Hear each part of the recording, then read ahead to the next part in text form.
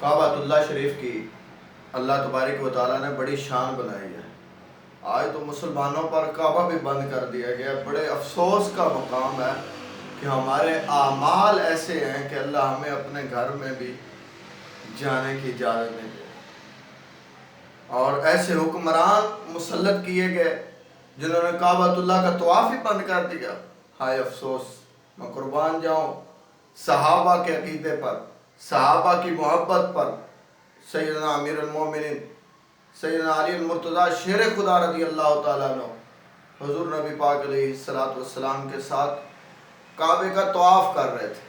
آج جو مسلمانوں پر بند کر دیا گیا ہے نا، حضور طواف کر رہے ہیں، علی المرتضیٰ ساتھ ہیں۔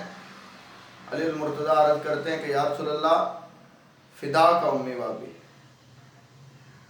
ایک کعبۃ اللہ جو ہے اس کا ہم طواف تو کر رہے ہیں، اس گھر کا اللہ نے مقام کیا رکھا ہے، اس کی شان کیا ہے؟ تو آئیے میرے حضور کی زبان سے سنیں۔ میرے حضور نے فرمایا کہ علی، اللہ نے میری امت کے گناہوں کے کفارے کے لیے زمین پر اپنا گھر بنایا۔ اللہ اکبر کبیرہ۔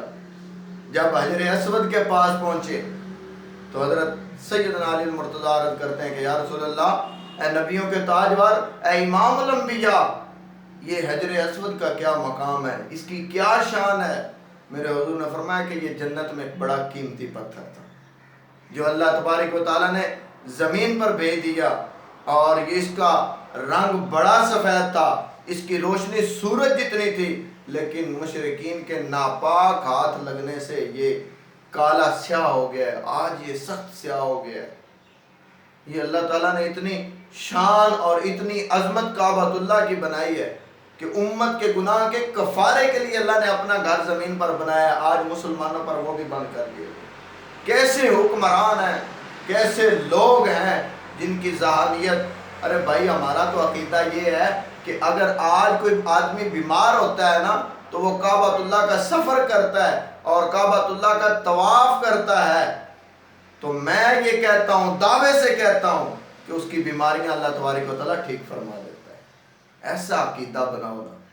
کیوں اللہ سے دور ہو رہے ہو؟ اللہ کو بھلا دیا ہے۔ اللہ نے جو ہمیں نشانیاں عطا فرمائی ہیں ان سے ہم دور ہو گئے۔ اللہ ہمیں عمل کی توفیق عطا فرمائے اور اس گھر کی اللہ تبارک و تعالیٰ دوبارہ رونق بحال فرمائے۔ یہ ہم تو دعا کرتے ہیں، دن رات دعا کرتے ہیں، اللہ اس گھر کی رونق بحال فرمائے۔